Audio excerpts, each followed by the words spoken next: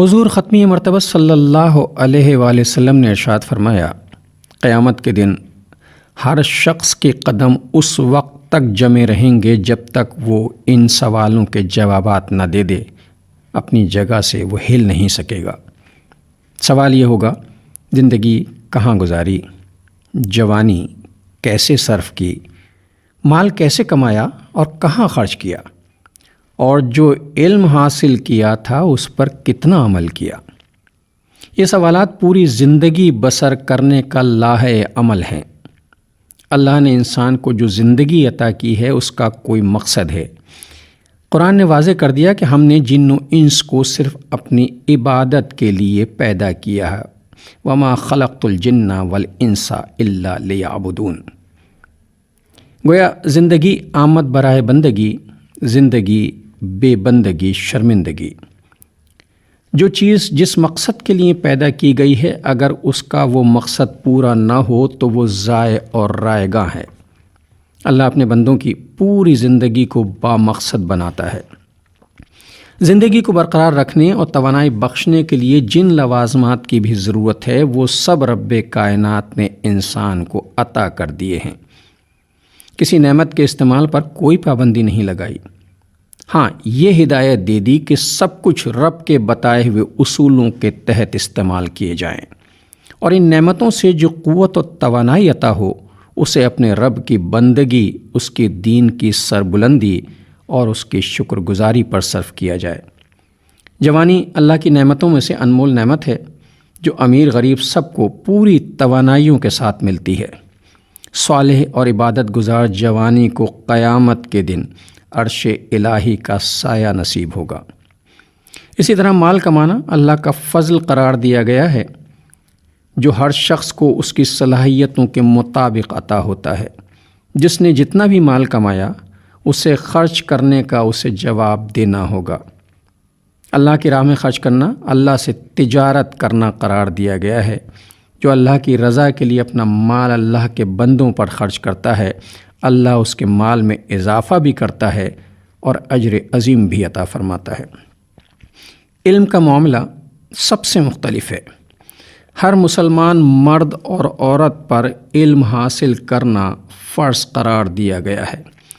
حدیث مبارکہ ہے، اطلب العلم من المہد الی اللحد، کہ ماں کی گود سے لے کر قبر کی گود تک علم حاصل کرو۔ اسلام وہ واحد دین ہے جس کی پہلی وحی کا آغاز علم کے حصول سے ہوا، اور جو علم کو غیر معمولی اہمیت دیتا ہے۔ علم کا حصول ہی کافی نہیں، اس پر عمل کرنا بھی ضروری ہے۔ چنانچہ قیامت میں یہ حساب بھی دینا ہوگا کہ جو علم حاصل کیا تھا خود اس پر کتنا عمل کیا۔ جو قوم علم کو اللہ کی نعمت عظمیٰ سمجھ کر اس پر عمل کرتی ہے اور اپنی صلاحیتوں کو اللہ کی نعمت تصور کرتی ہے، کامیابی اس کا مقدر بن جاتی ہے۔ آج کا عہد علم جدید کی ترقی اور عروج کا دور ہے۔ علم کی فراوانی ہے، جدید ٹیکنالوجی کا سیلاب برپا ہے، بچہ بچہ معلومات کا خزانہ لیے پھر رہا ہے۔ علم ترقی کا ذریعہ ہوتا ہے، لیکن فی زمانہ یہ علم قوم کو نفع نہیں دے رہا۔ علم و فنون کے ممکنہ نتائج سے معاشرہ خالی ہے۔ جدید میڈیا نے علمی موشگافیوں کو عروج پر پہنچا دیا ہے۔ مباحث سے واعظ و نصیحت، ہدایات اور تقریر و خطابت کا طوفان برپا ہے، لیکن کسی کی بات کا کوئی اثر نہیں ہوتا۔ چار سمتوں سے آنے والی آوازیں ہم سنتے ہیں لیکن عمل پر مائل نہیں ہوتے۔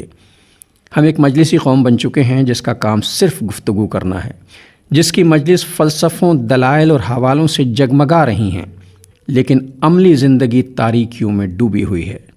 ہماری نصیحتوں میں وزن نہیں، تقریروں میں عمل کی قوت کار فرما نہیں ہے۔ عمل ہمیشہ قول پر مقدم ہوتا ہے۔ قرآن کہتا ہے، اور تم وہ بات کہتے ہی کیوں ہو جس پر عمل نہیں کرتے، لما تقولون ما لا تفعلون۔ خیال کے پیچھے عمل کا تجربہ نہ ہو تو خیال کتنا ہی اچھا ہو محض کہانی اور افسانہ بن کر رہ جاتا ہے۔ بے عمل افراد اور قومیں ہمیشہ خیال آرائی اور فضول گوئی میں وقت ضائع کرتی ہیں، لیکن منزل ان کا مقدر نہیں بنتی۔ فکری اور عملی محتاجی دور کرنے کے لیے عمل کا ہتھیار ضروری ہے۔ قرآن کا ارشاد ہے وَأَن لَيْسَ لِلْإِنسَانَ إِلَّا مَا سَعَى، انسان کو صرف اتنا ہی ملتا ہے جتنی وہ کوشش کرتا ہے۔ کوشش کا تعلق عمل سے ہے، جس کے بغیر نہ تو دنیا میں کامیابی مل سکتی ہے اور نہ ہی آخرت میں۔ قرآن کا فیصلہ ہے کہ اللہ نے آج تک اس قوم کی حالت نہیں بدلی جسے اپنی حالت بدلنے کی فکر نہ ہو۔ اسلام اپنے پیروکاروں سے عمل کا مطالبہ کرتا ہے۔ قرآن حکیم ایک عملی کتاب ہے، اس کی ہدایات محض فلسفہ اور اقوال نہیں ہیں۔ قرآن کی آیات کو تلاوت کرنے سے ثواب تو ملتا ہے، لیکن زندگی میں تبدیلی نہیں آتی۔ تبدیلی اس کی آیات کو خود پر اور معاشرے پر نافذ کرنے سے آتی ہے۔ قرآن کی آیات پر تدبر و عمل کرنے سے زندگی میں انقلاب برپا ہو جاتا ہے۔ رسول اللہ صلی اللہ علیہ وآلہ وسلم کی ساری حیات طیبہ قرآن کی عملی تفسیر ہے۔ اسی لیے قرآن نے اسوہ حسنہ کو زندگی کے لیے نمونہ قرار دے کر یہ فیصلہ کر دیا لقد کان لکم فی رسول اللہ اسوۃ حسنہ۔ This program is the sole property of Pakistan Broadcasting Corporation, Islamabad. Piracy in this regard is illegal.